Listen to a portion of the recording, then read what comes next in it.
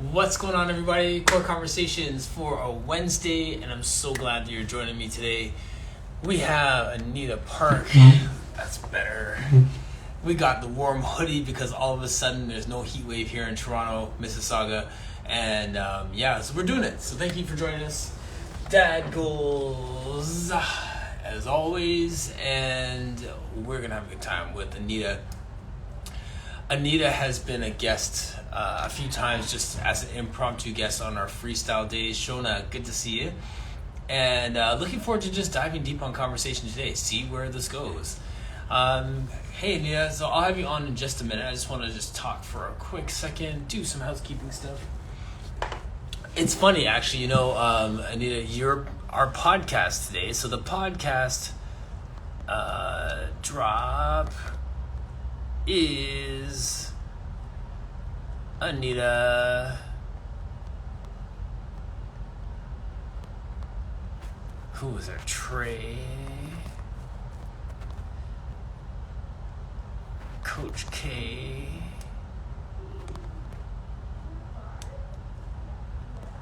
And Jason, even though he was only there for not a long time. So like, subscribe, and share.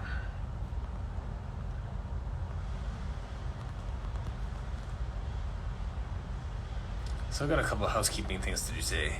And share. Okay, so that's one. So that's gotta get done. Bam. Two is we got Core Conversations are after dark on Friday. That's Brenda. So Brenda Freeman is joining me, and we're talking Pilates and sex. It's gonna be a fun conversation. She was joining me last year to talk about that, talk about her courses that she runs, and the ways that for us as Pilates coaches to identify and to speak to certain things. So, After Dark is booked in. So she's so fun to chat with. She's so raw at the same time, but so knowledgeable. I'm just so attracted to people that can marry just a passion for learning with just making it so fun, so it's palatable for people. So she's doing a great job of that. A few more shout outs here. Sunny, I saw that you have this, bam, coming up. So if you want to talk about that, if you want to just join me on screen for like 5 minutes and just talk about this workshop that you have coming up, that'd be awesome. Just give me a thumbs up if you want to do that. Where's my other one?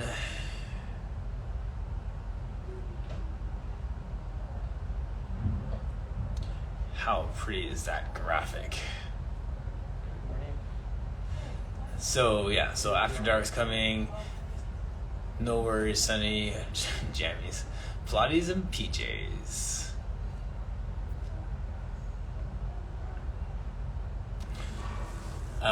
Anyway, so Sunny, you could just put it in the chat if you want. And so we got that. This is what I want to talk about. I'm probably going to do a post for this later today because I just thought it was really cool the way it was said. For those of you who have any interest in boxing and the events that happened with Tyron Woodley and Jake Paul on the weekend, that's fine. You could have your opinion on boxing, entertainment, and all that stuff. I was listening to a podcast that Tyron was on before the fight happened, and I listened to it after. It really gave some perspective to what he thought, what he thinks about the craft. And I was really challenged by how seriously he takes the sport. I was challenged by how seriously he takes this craft and how much time and energy he puts into perfecting the craft. I just translated to like my passion for football, my passion for Pilates movement, this communication medium that we're in. Hi, Carrie.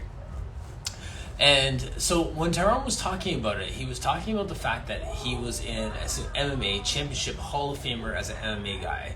Took on the task of learning boxing, learning the language of boxing on a high level, but then he also likes to act, and he likes to produce and direct, and he likes music. And the host was talking about side jobs, and he said this. He goes, none of these are side gigs. None of these are side jobs. They're all on top. We have all these different things that we're good at, and we may be better at one thing than another. So that thing levels up. That thing may be higher than the other thing right now, but they're not side jobs. They're all on top. Think about an equalizer. You don't just jam every bar right up to the top. You may have some lower than others so you get a nice sound. Your bass may be higher, mids may be a bit lower, trebles may be higher, whatever. Everything has different levels to make this one beautiful thing. So nothing is a side gig. Everything is on top. And I was like, that's what's up, because we have so many things that we have going on, and none of them are a side gig. None of them are getting less attention than the other. There may be times that we focus on one, or one may have more expression than the others, but they're not off to the side. I'm trying to level everything. So I just love the way that he says. So shout out to Tyron Woodley. Great work on the weekend. Sorry that you lost, but you only get better from here. We don't lose, we learn. So that was a really good message, and I love that podcast for that piece. So I think it was All the Smoke podcast. So I'll repost it correctly just so that all those guys get their credit, because they're doing great work. Much like we're doing great work here. So I'm excited to have Anita on. Carrie, so good to see you. Andrea, good to see you as well. Who else is here in the room? Shona and Sunny, yes. Sweet. Okay, so let's bring Anita on right about now.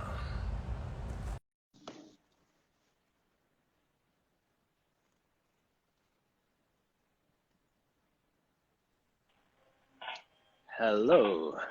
Hello, I got to turn that camera around. Oh my goodness. What happened with the camera? There it is. You could have just given us a tour of your whole space there. Yeah. Well, it's so funny. The corner that I am in is kind of, got to get situated again. It's kind of my theme. Corner that I'm in has I'm looking at my family portraits. It's kind of weird. It's good. It keeps you grounded, just reminds you where you came from. Exactly. Yeah. Thank you for having me on. Oh my goodness. No, thank you for joining me. I love our impromptu chats. I reposted on Facebook as well. Just the little pieces. There's these little nuggets that come out of it, and these moments of I just call them real talk, right? It's one thing to just, posture like we know everything. It's another minute to be like, that kind of hit me, that spoke to me, right? Yeah. Yeah. Yeah. I'm just going to read Sunny's comment here, because I was asking people to just share what's going on. So she has in the chat here, Learning Lab number 6 with Claire Dunphy, Hamani Dunphy. Yes, Claire Dunphy.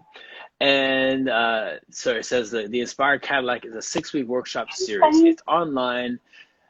90-minute workshops covered all the exercises of Cadillac. Every background is welcome. Nice. Awesome. Yes. Hi, Krista. Sweet.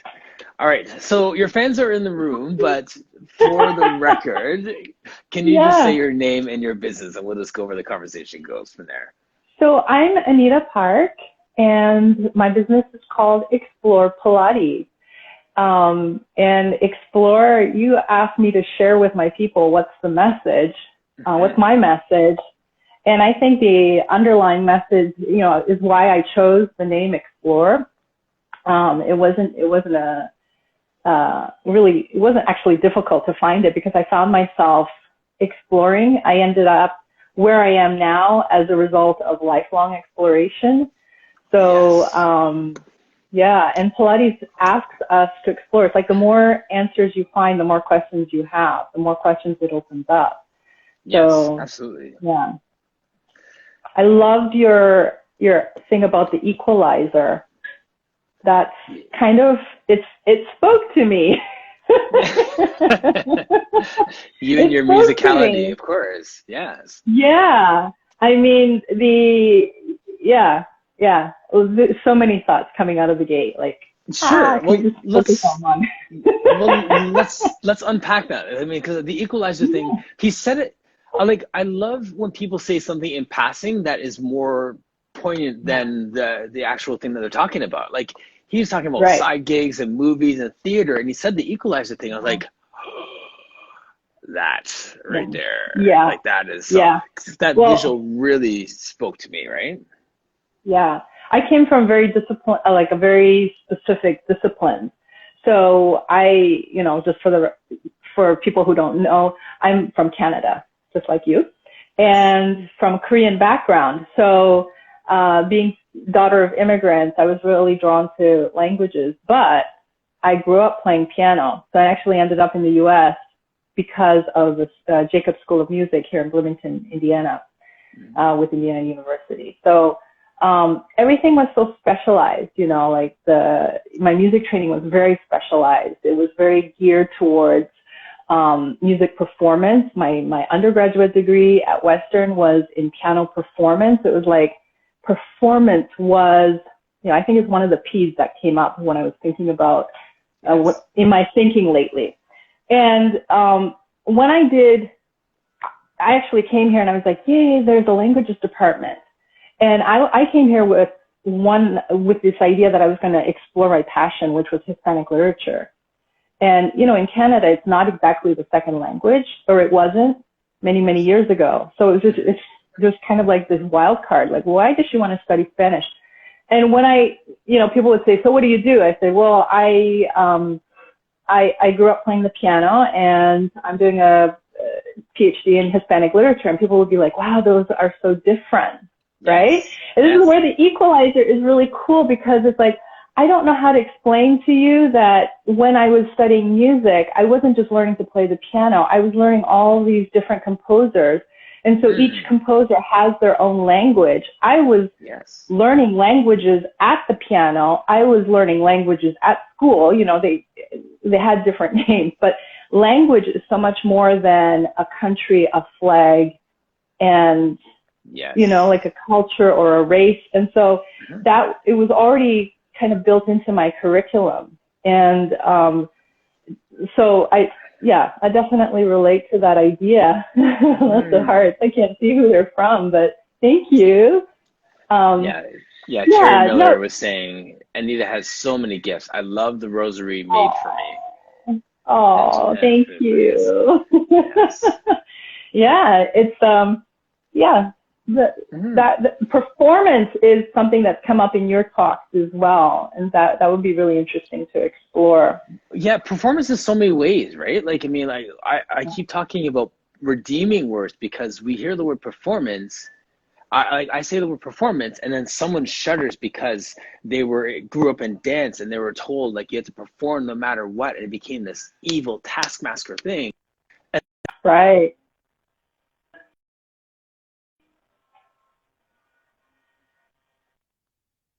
And they're like, okay, this is like, it has a good connotation to them, right? So there's, it means so many things to different people. And actually, before we look I have one more thought on the language thing before we jump into the performance thing.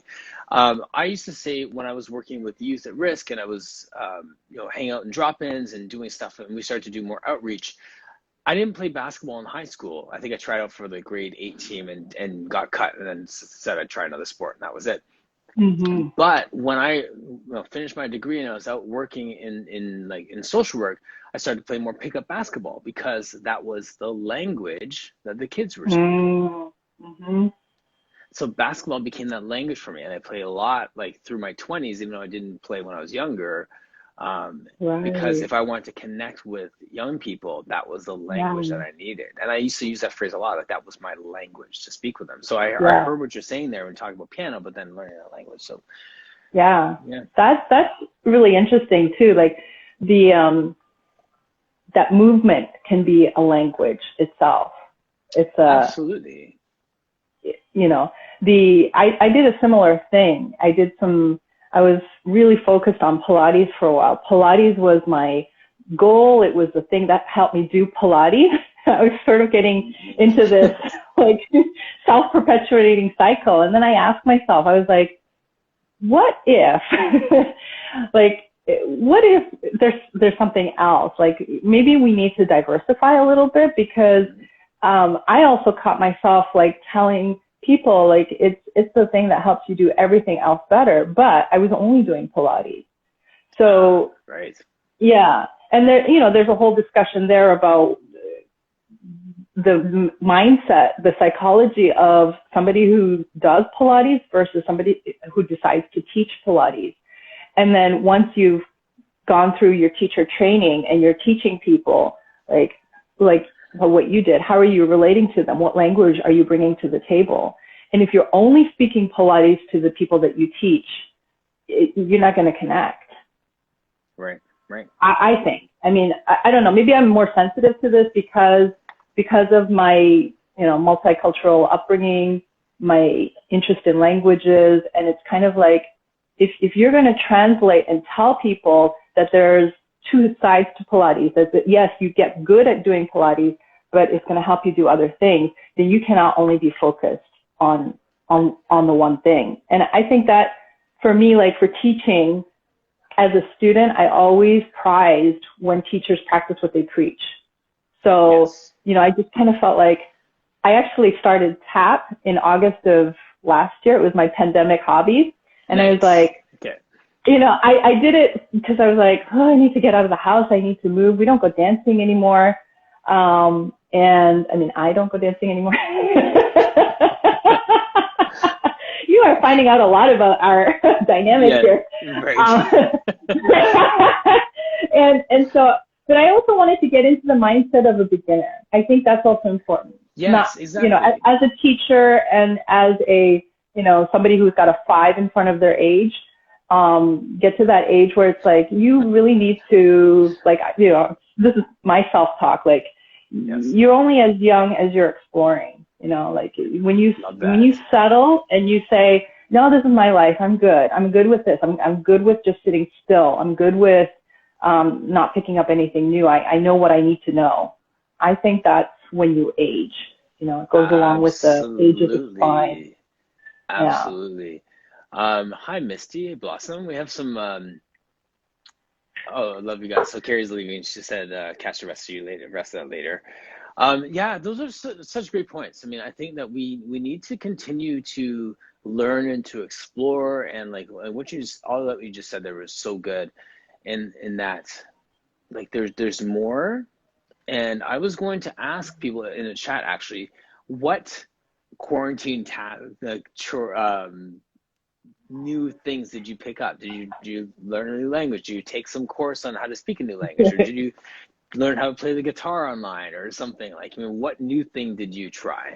And usually in these conversations, I'll ask, like, what do you love to do besides Pilates, right? And I think that asking it that way is interesting, because when we have to learn something new, that also helps the way that we teach. Yeah. We get a new level of sympathy or compassion or empathy, right? Because like I remember like taking guitar lessons and the guy saying like, okay, this is what you're gonna do, and he plays some crazy scale, hands me the guitar, like, and go. And you're like, right. What? We do that to people all the time. Implies you're gonna do long spine. It looks like this, and go, right? And you're like, yeah. Okay. So how do we unpack that learning from our experience of being a new learner in a different language, and then bring that experience to it, right? So I have some gardeners in the chat, Misty. I can't see the comments. This is really frustrating. I'm like why do I not see comments? Oh, I have to. So plants, somebody's saying, I started painting again and learning to do some resin pours. Resin pours, I want to learn how to do that too. And gardening. I see like a Pilates and resin pour talk coming soon. Right? Well, I'm actually curious to see how this Pilates and sex talk's going to go on Friday. That should be interesting. Laying that into. And there's Martin Phillips too. So exploring though, like let's, what you're saying about the continuing to explore, I just wrote down the way you said it, you're only as young as you are still exploring. Yeah, I definitely feel that. And it's, becoming a Pilates teacher, I just thought I went from one thing to the next, and I myself had all these interests, but I felt like the career path that I was in, or like the programs that I was in, were kind of saying, you're going to do this, and this is the only thing you're going to do. Like, it was just kind of like, I don't know, it's like, too one-dimensional. You can't be a dual citizen in that world. And so, Yes.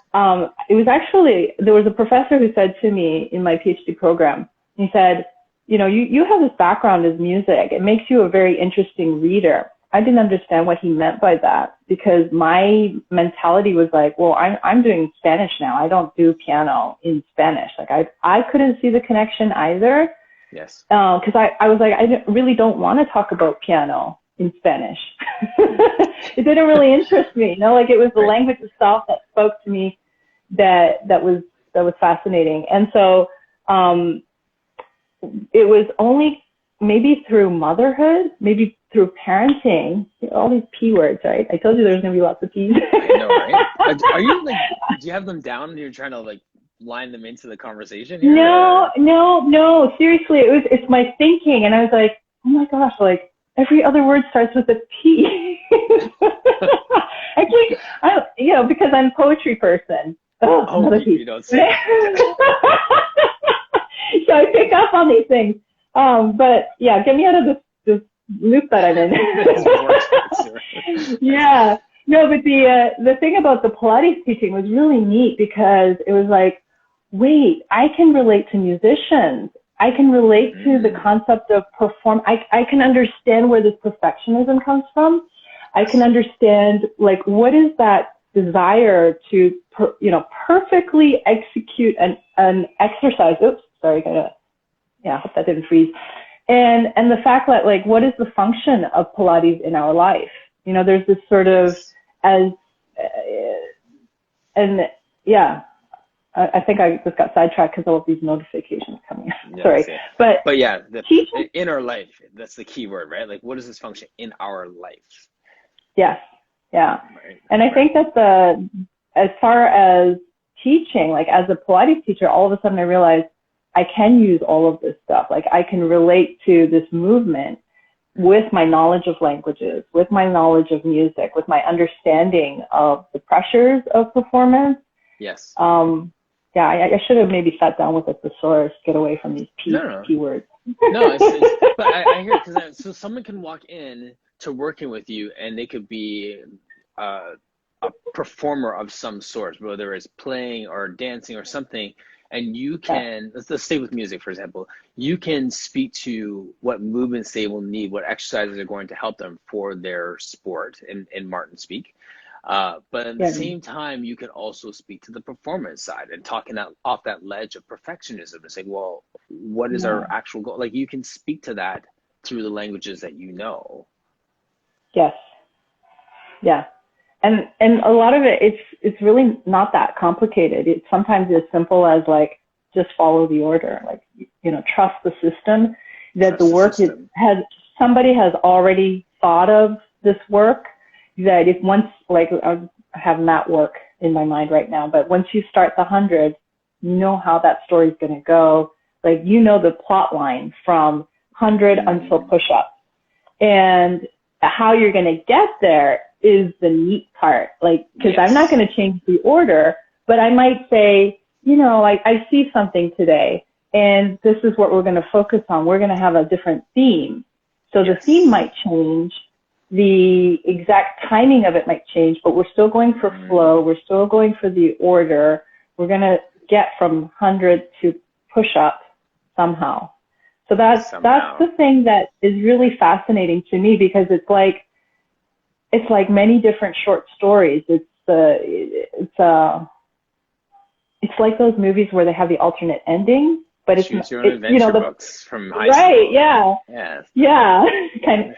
So all those different alternate things, but the flow, it's just really fascinating to me. From absolutely. Yeah. Absolutely. The one of my clients plays pickleball, and she's a real high level, like national level pickleball player. And the line she uses that, like, I write the story during the game. If I'm being proactive with it, if I understand how my body's feeling and what I want to do, I'm writing the story of how the game's going to go. If I'm not focused, then the other person's writing my story for me. right? Mm-hmm. And I hear that in terms of like how we go through our practice with our clients. Like we have the order, but their body is going to tell us how we're writing the story for that day. Yes, absolutely. I think too in the past, like I thought of that story as kind of giving into their limitations and their refusal to move, you know, and I saw it as what I was seeing because of the environment that I was in was that that kind of movement was a very different movement from somebody who was very athletic and very fit. And I was seeing this sort of divide. And so part of my exploration has been, how can we all learn the same words, even if we pronounce them differently? You know, like, do we have to, you know, somebody can make rollover. I've talked about this before, but it's a challenge for some people who might be doing all kinds of things. And for me, it's a challenge, you know, I'm still trying to understand what rollover is because there's so many things that it's not. But just because they can't do it, is there something else that they can do instead so that we're still giving them the plot line without losing, and what is the essence of that plot line is not breaking down the exercises and keeping them in modification land. But for me, it's like, I want to get the flow through changing positions. I think that is part of the genius of Pilates is that you have a different perspective when you're upright than when you're on your back, than when you've got your legs up, than when you're standing up, lifting your legs. Yes. Right. So, it's really neat to see how people respond to this. Like, even if you don't do the exercise and only do the transitions, I think that would in itself, it's like the mind-body piece. Like, I have to do what now? I have to put myself how? Like, Yes. And Sonny's saying she has an 86-year-old client has different owies every day. Oh, yeah. Yeah. But does it in a mini version. Well, right off your website too, right? Like, you use the line journey.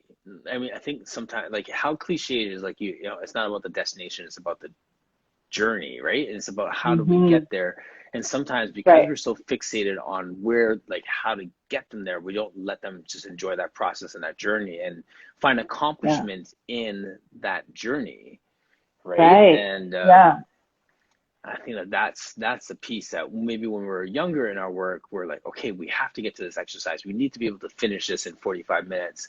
The exercise has to look like this. And then they're soft, they're weak, they're whatever. We're a bad teacher if we can't get them to make this shape sort of thing. Like, I think we've all gone through that process of landing out who we are in this work. Yeah. You can put your ideas on a pedestal and be like, I'm not a good Pilates teacher if, you know, X, Y, and Z kind of thing. And for me, your core conversations have been instrumental in realizing, like, oh, wow, there are so many different angles that you can approach Pilates from. And we teach that this is an exercise for the whole body. And all of a sudden, like, hearing all these different voices made me appreciate that, like, what goes into teaching Pilates? Like, what, you know, so many different personalities and all this diversity and all these different experiences. And it's like, wait a second, like that equalizer idea is like, each of us has all of those gifts that we bring to the table. So it's been quite the education following your core conversation. Well, thank you. I appreciate that. And it's a double-edged sword, right? Because, like, we see all this stuff, and then it's almost like it's like a Cheesecake Factory menu with like 17 pages. And we're like, well, what do I want now? Like, it's not helping me. There's too much here. Yeah.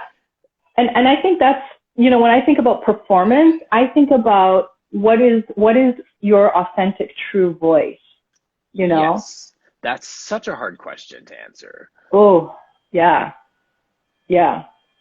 Even like, if I'm to be perfectly honest, I've only done one workout that I remember I'm going to get teary-eyed. I said, I'm going to do the workout for myself. And it was so powerful. Like, even just talking about it, it's like, who cries about Pilates? Who does that? But how many things do we really do for ourselves? Like, how many times is it like, I got to do this for the job. I got to do this for the family. I got to do this for my parents. I got to do this for whatever. And I got to do this for my daughter. I got to look good. I got to do this for the camera. I got to do this for the gram, whatever. And I'm telling you, that was a life-changing moment, because I'm going to put that on the pedestal, because I realized how many workouts do I really do for myself, you know? And that, I think, is the true education of Pilates. Yes. You are not doing it to look better than anyone else. You are not doing it to live up to any standard that you have in your mind. But you are doing it to bring your gifts to the table, and you're going to walk away from that workout stronger and intact at 100% who you are, you know, that it's, you're not trying to be someone else.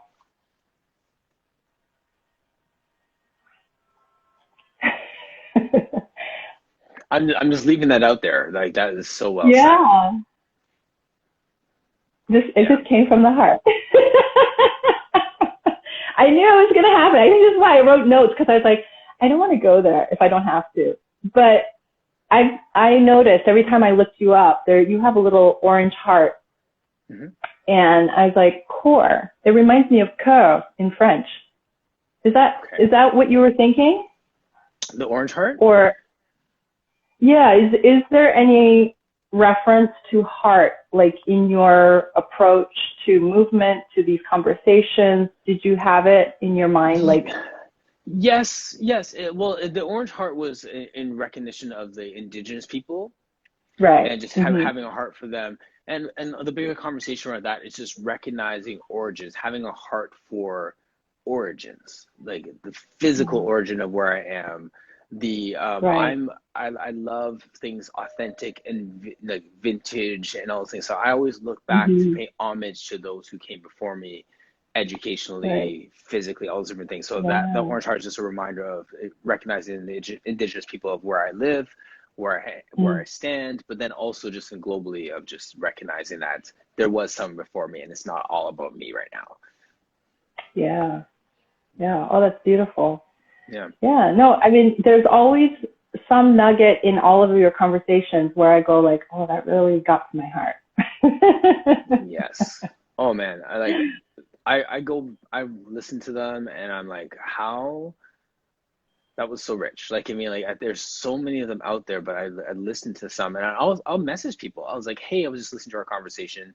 Really love that. Like, authentically, that spoke to me, or that was really inspiring. Thanks for, and just go back to them, because like, I've learned so much. I've grown so much. It has opened my worldview in a massive way through this language of Pilates. Right. And all virtually. And all virtually.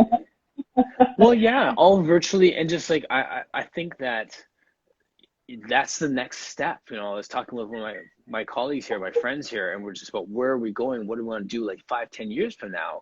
These virtual conversations are setting up live interactions one day. Me being able to, I hope so. You know, whether like the US, someone as close as Michigan, to hang out with Kevin, you know, Pilates Dwell, you know, or go to the UK and see Brooke Seiler, or like, you know, or like Barcelona, all these different places, Australia. That's the whole point of these things, like to be able to have a physical touch, to be able to teach in those studios, to be able to just share my message, have people come here and share their message here, like all these things that can happen that come as a natural next step in the progression of these relationships that we're building. I see a core conference. Oh, yes. Core conference. You know, right. It's not going to happen in one what's the word I'm looking for? Location. Thank you. Yeah, it's going to happen. Yeah, I was realizing yesterday my brain flipped in two directions. I was like, why is that? Oh, because we're bilingual. So we speak Italian is the language of the house. So every word that I speak has like, yeah, I'm always on 2 channels at once. Nice. It's challenging. It's challenging. That sounds exhausting. It's just the way I am, though. Remember, like I did piano and languages, and then I come to Pilates. You know, it's like I couldn't be any other way. You're a highly trained athlete in that way. That's funny. I never thought of myself as an athlete, but in certain ways, like there's a physicality to studying. There's a physicality to performing and being a musician. Definitely. Yeah. Everyone is an athlete, I used to say. I still think it. People challenge me on that, but that's my thing. Yeah.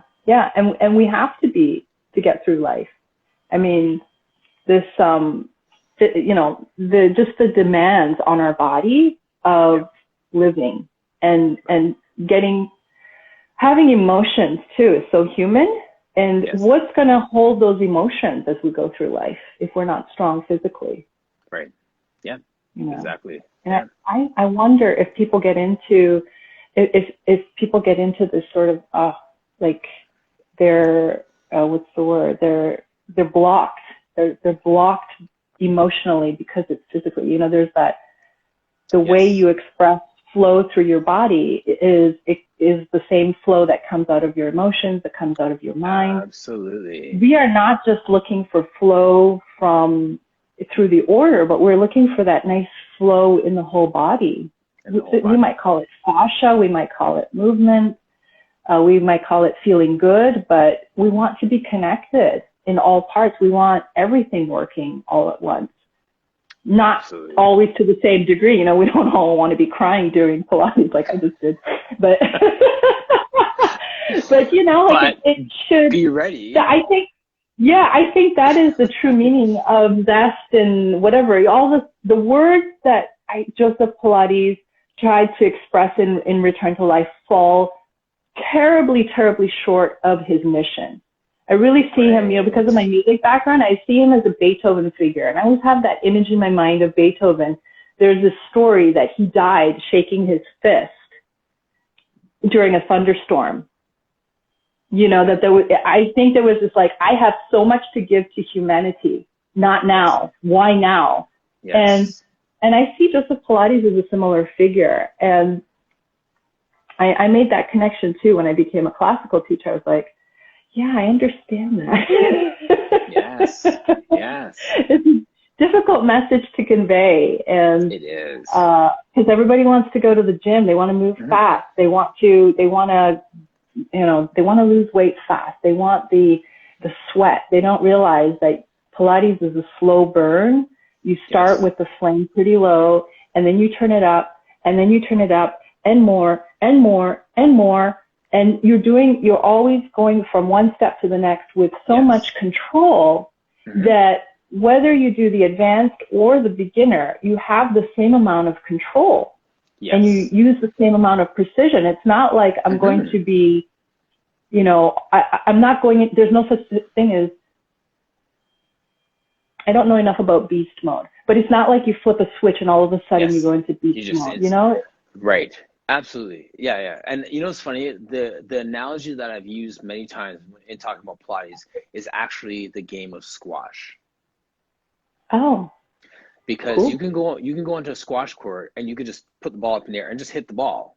And that's it. So you're playing squash. Ta-da, wonderful, good for you. But now you could bring someone else in and then you have to hit the ball back to them because they're trying to hit the ball where you're not. So now you got to run around and whatever. And then, okay, you got that down. Now there's another layer to that. Let's try and place the ball. Okay, let's try and place the ball with pace. Okay, let's try and read where the person's going to play. Like you can unfold layer upon layer upon layer, but all you're doing is hitting the ball. Right.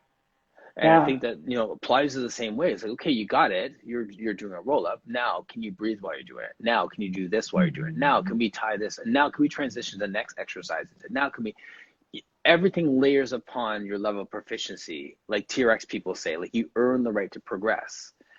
It comes from your body. Your body tells me when it's time to progress the next exercise. When your body has it, you have Pilates in your body. It's the same thing with like the squash analogy. Like you got that layer, let's add something else to it. You got that, let's add something else to it.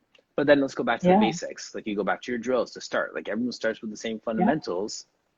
And I tell my people all the time, you can be a super mega advanced Pilates person.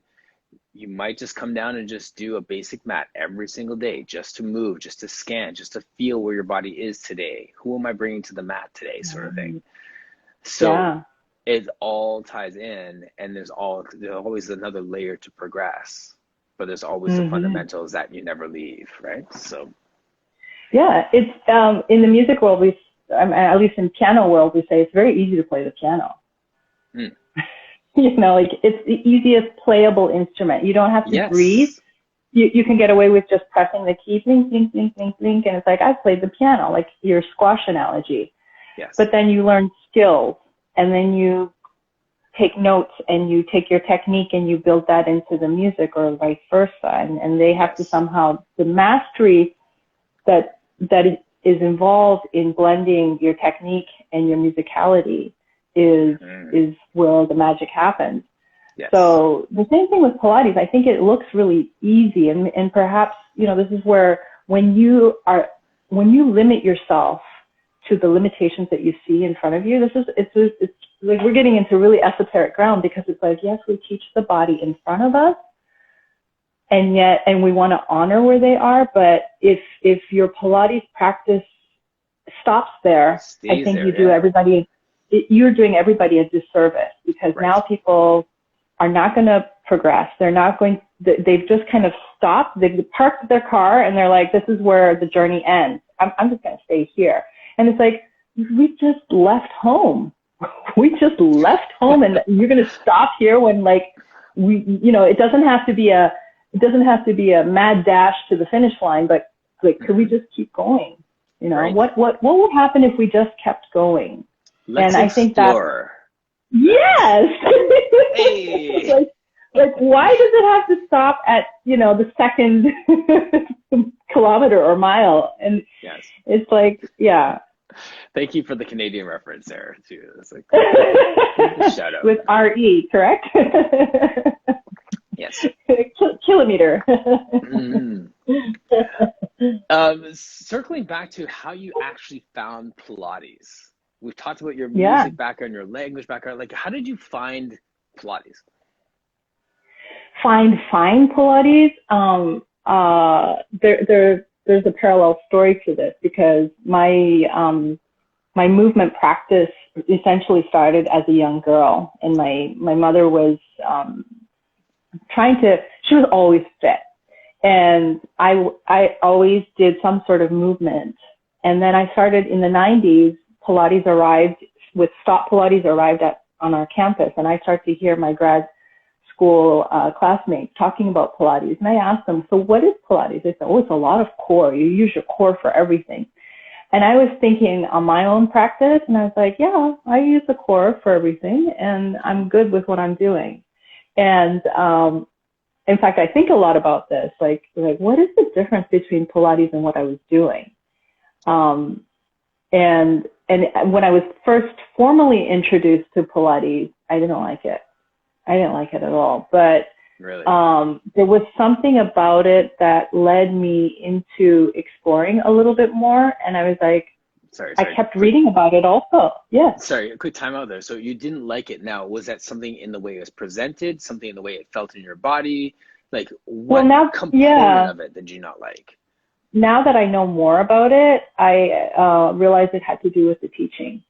That this was, Pilates is a very difficult thing. It looks easy, but it's a very difficult thing to teach, and to recognize that not all bodies can do everything, and not all teacher training programs address that. Certainly not the one. Yeah, certainly not the one that this teacher had come out from. So she was doing what she had learned, what she had been taught and believed should teach. And I was the on the receiving end of that, and I didn't like it. I'm also the kind of teacher. I'm also the kind of student who has always asked that the teacher understand, like that the teacher be able to perform what they're teaching, that they practice what they're preaching, that it's not just, giving instructions, do this, do that, that it's an embodied experience. And that you can and execute. I think, yes, I complained when I was 5 years old that my piano teacher couldn't play the stuff she was teaching me.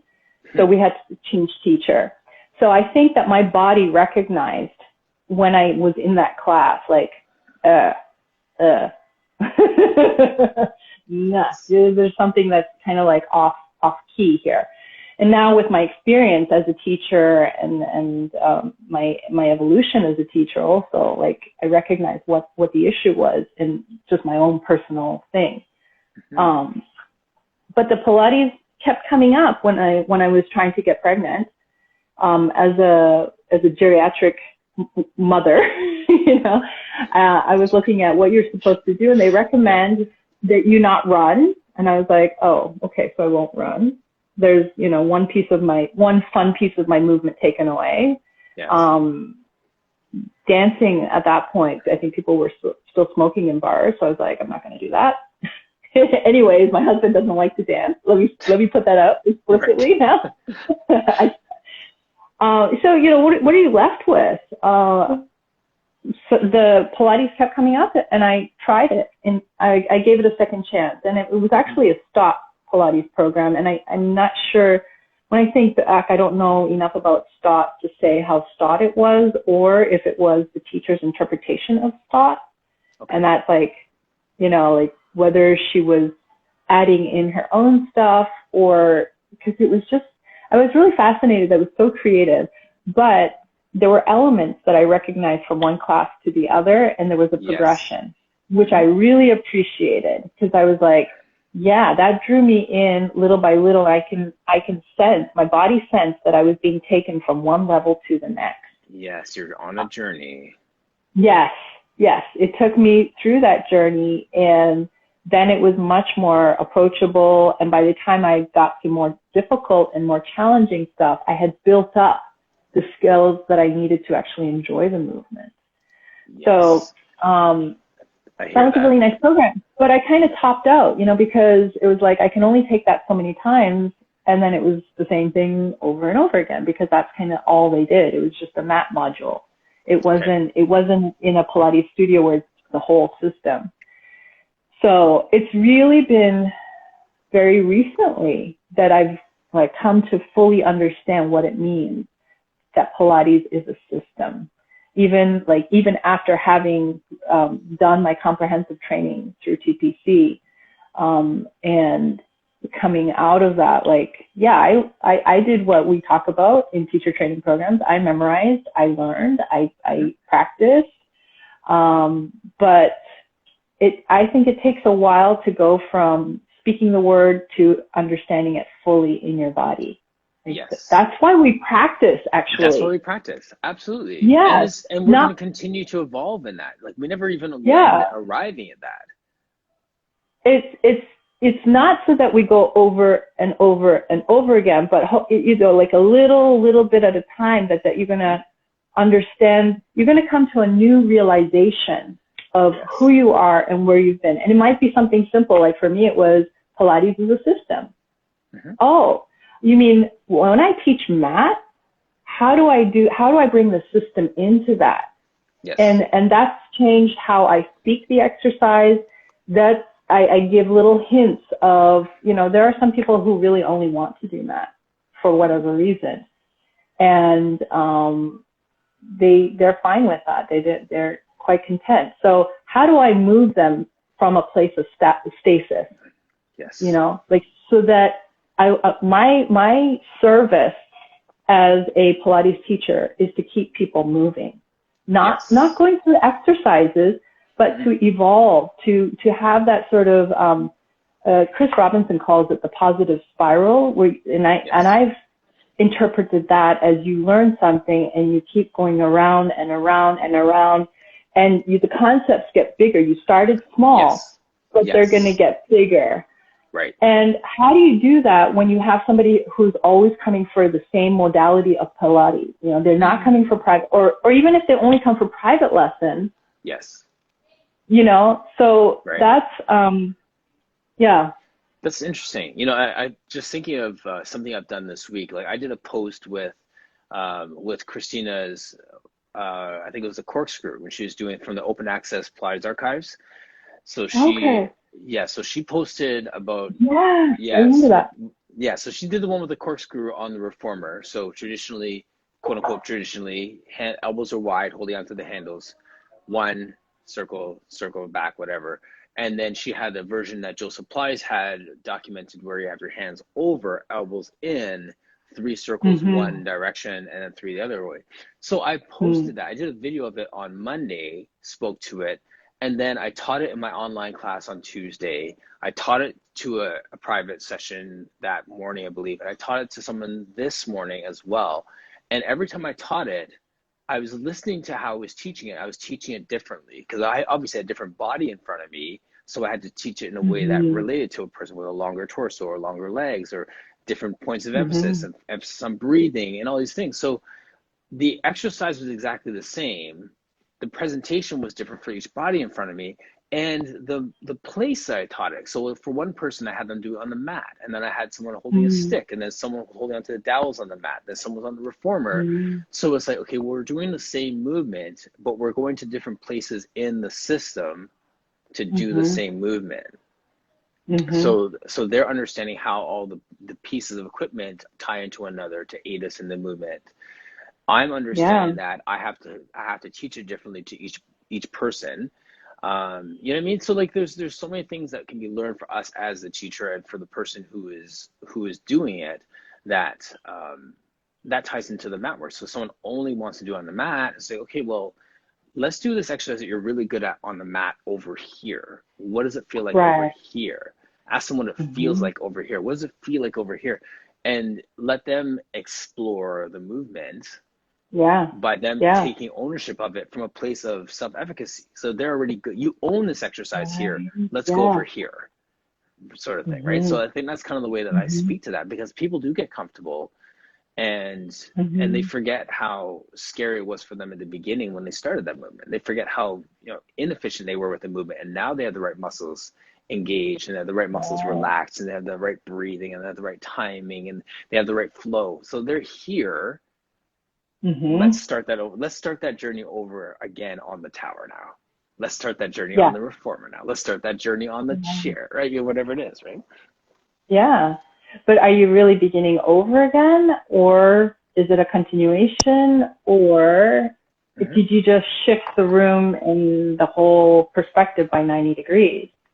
Yes. And I find that really interesting in Joseph Pilates. Like, I think there's a part of us that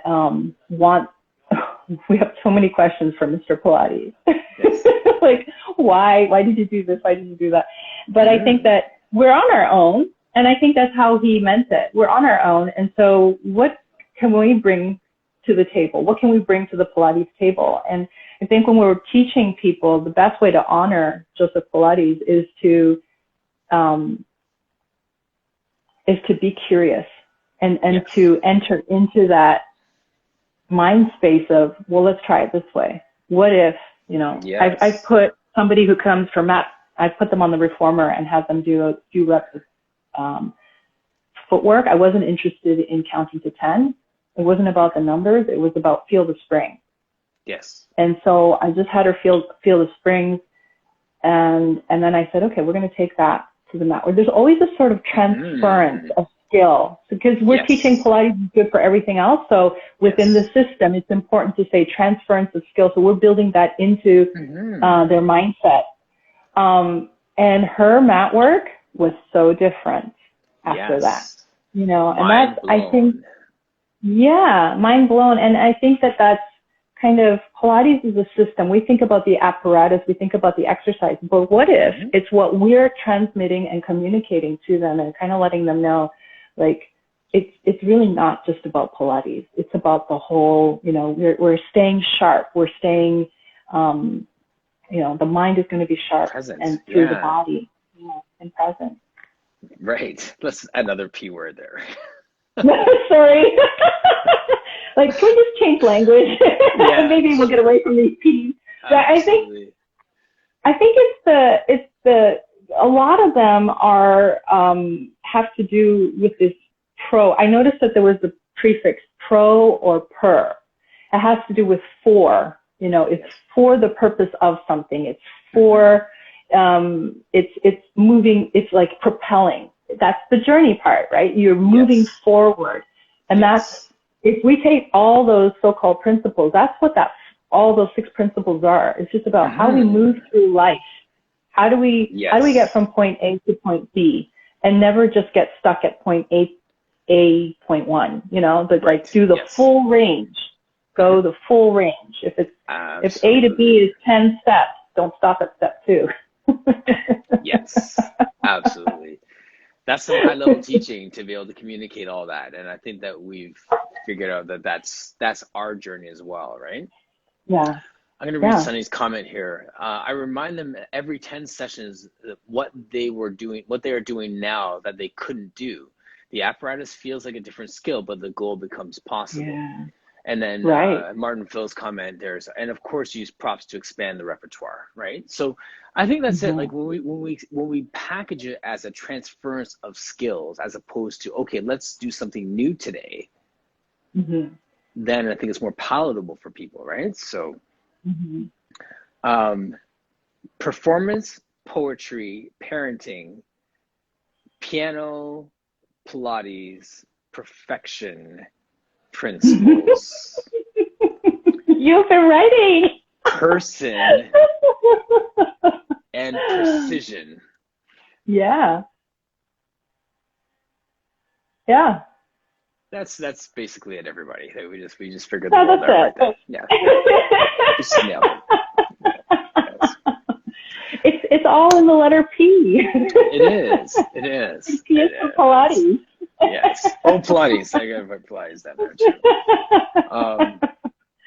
I was thinking, when you said earlier about like we're on our own, like you mean he gave us the stuff, we left it, we're out, and we're on our own.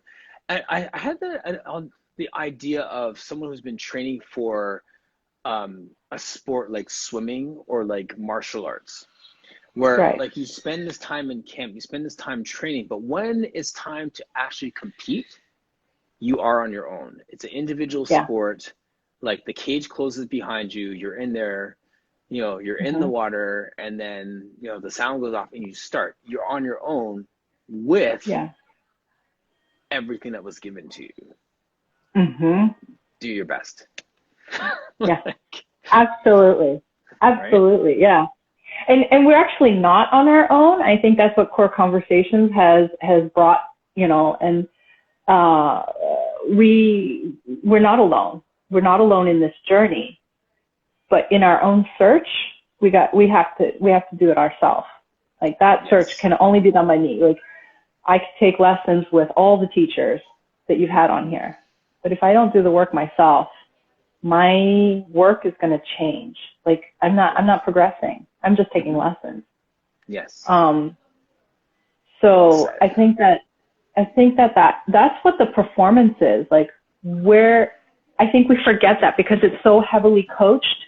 You're so heavily, I guess, protected, for the lack of a better word. You're receiving a lot of the technical skills that you need. You're coached, let's say, but there's that moment of truth when you're by yourself, right? Yes. There's that moment of truth, and I think that's why we have to remember our why, so that we don't get distracted by the voices that are coming at us during the apprenticeship. Of like, okay, so-and-so said this, so-and-so, and if we're just doing this, you're just pinballing off of people's ideas, then, and I think that's why that workout was so powerful. Like I did it for myself. Yes. I brought to it everything that I know about Pilates. I was open to what I would feel in that workout. All of my hopes and my desires went into that workout. And I was like, that is why we have to do this. You know, so good. That was so good that my headphones just died because we're at the hour mark. Okay. And that's why the audio just changed. So this is officially done. Yeah. Oh wow! I took your earphones off. Right.